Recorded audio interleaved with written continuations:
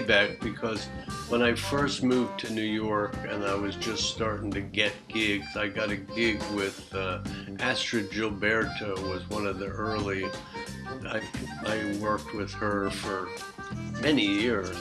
And at some point, she became managed by a woman named Linda Goldstein, who is Bobby's manager. And Linda moved from LA and she started to manage people like Bill Evans, and she became a manager, and she met Bobby and she discovered Bobby singing with John Hendricks, hearing him at Sweet Basil, and said, you know, what do you want to do? And so I knew Linda and the whole discovery process of Bobby from the beginning, but I wasn't really working with Bobby at the beginning. And literally, it was an accident that I went to a concert in Brooklyn somewhere around the time of that, before the San Sebastian, and I bumped into Linda in the lobby. But I was always going to work with Bobby before that, and he opened up some concerts for bands that I played with, and I would see him, and I'd see him in the subway in New York, and I would sit in maybe a couple songs, you know, and we had this, you know, off and on thing, but never a working relationship. And then she saw me at this concert and she goes, "Oh, Gil, you are just the person I've been thinking about, because Bobby has like all these started tunes, but I want to kind of have somebody go through it and, you know, we'll put them together and we'll make a whole record out of them." I said, okay, you know, I'm your guy. So we started working on this record called Beyond Words, and then that record came together with Richard Bona, Omar Hakim, and Chick Corea played piano. Eventually, I played a little piano on after the fact, and so then it became a tour. We went out to do a tour of that music, and that was one of the songs from the record Invocation that we did. And it might have been the only song from the record that we did on the tour. The rest was, sometimes the whole concert was improvised. You know, Bobby would start and he'd say, you know, I'm going to start. He gave us a little lecture, honestly, before we did that gig. And he says, okay, guys, listen, I'm going to go out there and I'm going to start singing.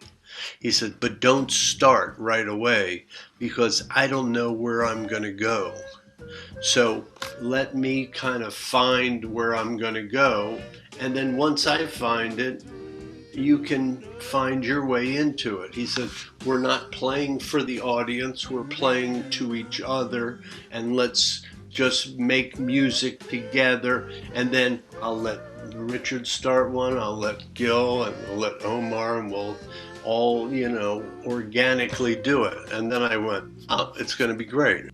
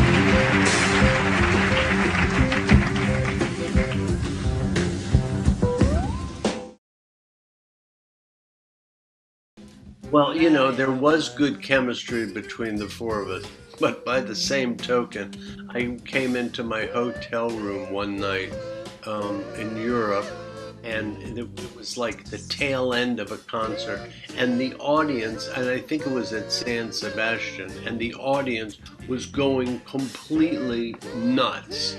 And I said, I wonder who was playing.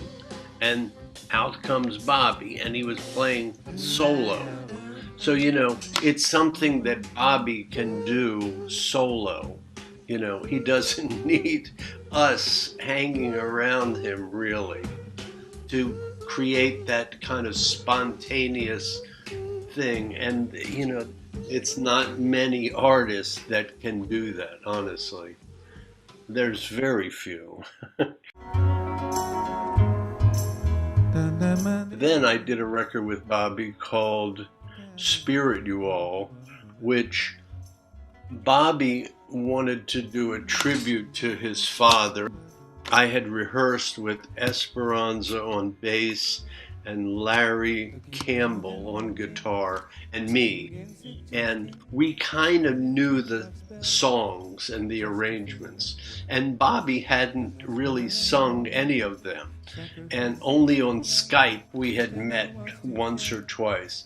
And so Bobby came in and we went, okay, this is kind of the song, Bobby.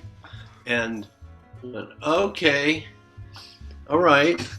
And then we'd start messing around, but Bobby would just start singing, and it wasn't even a count off, you know, it was not, we very rarely said, okay, here's the song, ready? 1, 2, 3. It wasn't like that. He'd start singing and we'd start playing with him, and I'm trying to think, how are we going to get the song started here, you know? But that was kind of the process, and then we'd kind of discover how we could start the song. Bobby would sometimes go completely left and we'd follow him, and then I'd go, okay, this is the take, you know. We are now doing the take. You could feel like this is the time where we've got the song.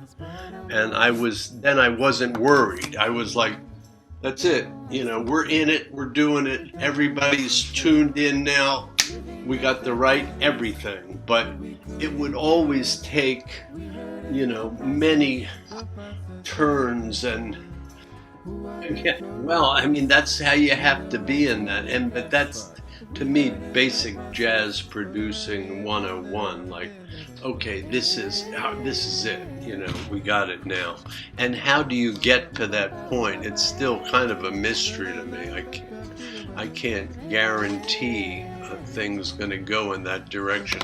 But if you're thinking, and if you have the right people there, you know, you have a chance of doing it.